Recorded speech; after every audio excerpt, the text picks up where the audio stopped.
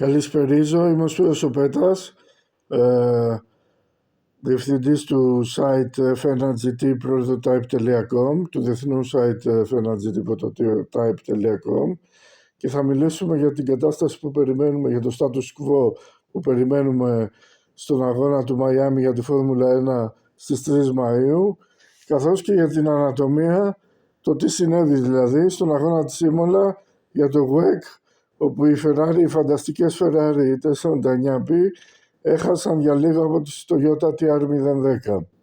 Όσον αφορά το Μαϊάμι, τι να περιμένουμε? Βασικά θα είναι ανεβασμένη λίγο η Red Bull, αλλά όχι ακόμη για να χτυπήσει κορυφή. Η Mercedes είναι το απόλυτο φαβορί και βέβαια θα είναι ανεβασμένη αρκετά και η Ferrari.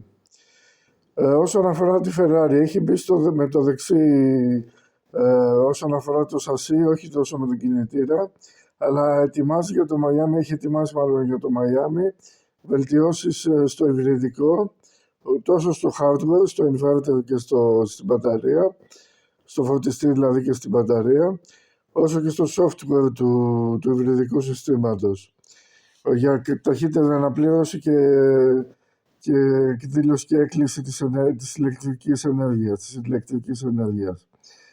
Όσον αφορά τη Ferrari, κατεβάζει τελείως διαφορετικό αυτοκίνητο με νέα πολύ ψαγμένη εμπρός αεροτομή, με νέο διαχύτη, με νέο πάτωμα, νέο δάπεδο δηλαδή, και όλα αυτά εξυπηρετούν το άνοιγμα της πτέρυγας Μακαρένα, του ευμεγέθους ανοίγματος της πτέρυγας, για ευνίδια απογείωση της τελικής ταχύτητας κατά 8 τουλάχιστον χιλιόμετρα την ώρα.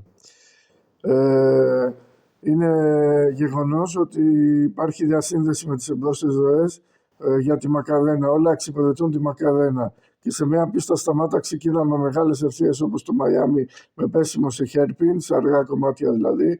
Αυτό θα βοηθήσει πάρα πολύ τη σκουντερία και τολμούμε να πούμε ότι ίσως, αν το επιτρέψει ο κινητήρας της Mercedes, ο Leclerc ή ο Hamilton μπορεί να νικήσουν. Μπορεί.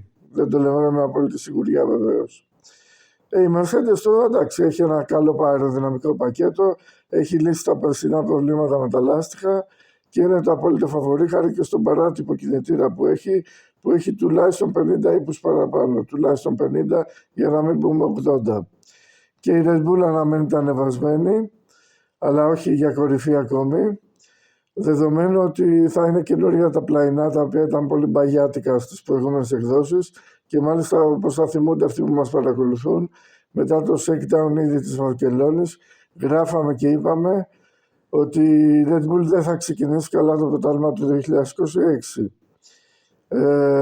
Τώρα σχετικά με τον αγώνα της Ήμολα για το WEC, για το παγκόσμιο πρωτάθλημα αντοχής, για το παγκόσμιο πρωτάθλημα σπορ, η εικόνα μαρτυρά ξεκάθαρα ότι οι Ferrari 499P ήταν βαρύτερες σαφέστατα από τη Toyota TR010, και μάλιστα οι Ferrari ήταν φανταστικές τόσο στο κέντρο της τροφής όσο και πάνω από τα κέρμπ και έχασαν για πολύ λίγο.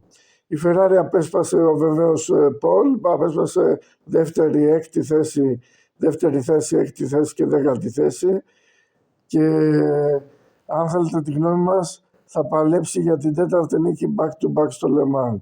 Να είστε καλά, μείνετε συντονισμένοι στη συχνότητα του fnrgt-prototype.com, του διεθνούς αυτού site, όπου γράφουμε στα ιταλικά, στα αγγλικά και στα ελληνικά, και έχει ήδη μέσα σε 10 χρόνια παρουσίας πάνω από 300.000 επισκέπτες.